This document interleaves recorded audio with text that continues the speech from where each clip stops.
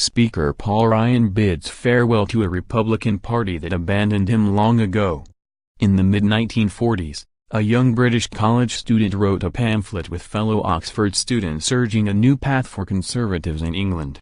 The pamphlet urged returning the Tories to a party of certain bedrock principles, that the individual is more important than the system, and that individual enterprise is the mainspring of all progress. The pamphlet cautioned that a reorientation of conservatism was necessary if the party is to avoid annihilation, and urged conservatives to be much clearer in the past as to what its basic principles are. Consequently, the party needed house cleaning. That Oxford student, of course, was Margaret Thatcher, who 4 decades later would remake Britain in this image she envisioned in the 1940s.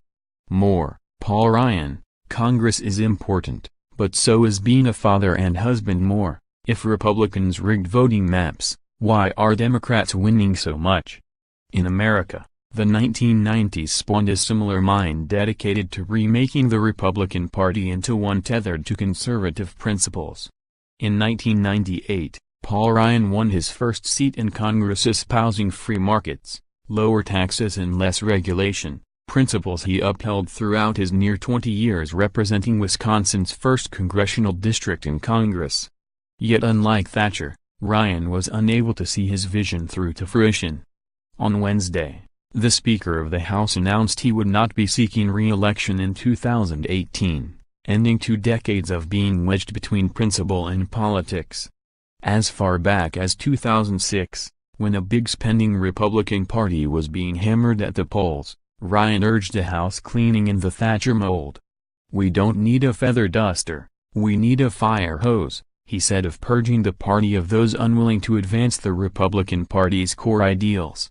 In 2015, Ryan reluctantly took control of the speakership of the House GOP, a job many believed only he could do.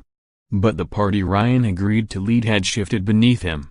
In 2016, the nation suffered a convulsion with the election of Donald Trump, a candidate largely anathema to every ideal Ryan held. More, we all did embarrassing things as kids. Why punish adults for old social media posts? Policing the USA, a look at race, justice, media. Just 4 years earlier, Ryan had been the Republican nominee for vice president. Suddenly, with the party bending to Trump's will, Ryan became the scapegoat for everything wrong with conservatism. He endured enmity heaped upon him by Trump supporters, and Trump himself, who called Ryan a weak and ineffective leader, and Trump opponents critical of him for not doing enough to counteract the GOP nominee's outlandish behavior. When Trump was elected, the Republican Party ceased to be one that talked about individual liberties and upward mobility.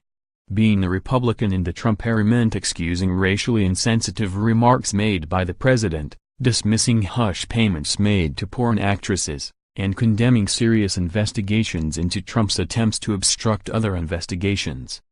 The party of individual responsibility packed its bags and left for a bellicose strongman who promised to care for all of Americans' needs through the sheer force of his personality. And now Ryan has had enough. While he was able to pass a version of tax reform to his liking, Ryan likely saw no appetite and no path forward in Congress to change the nation's entitlement programs, that are on schedule to sink the economy in the years ahead. He's had enough of gritting his teeth and pretending the Trump era is normal in hopes of passing legislation that will far outlast the president. In 2010, I sat down with Ryan during the days when his star within the GOP was on the rise and asked him when he was going to seek national office.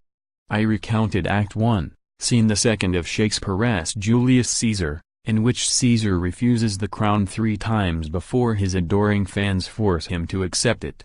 Ryan smiled, paused, and said, "And how'd that work out for him?" Christian Schneider is a member of USA Today's Board of Contributors. Follow him on Twitter, @Schneider_CM.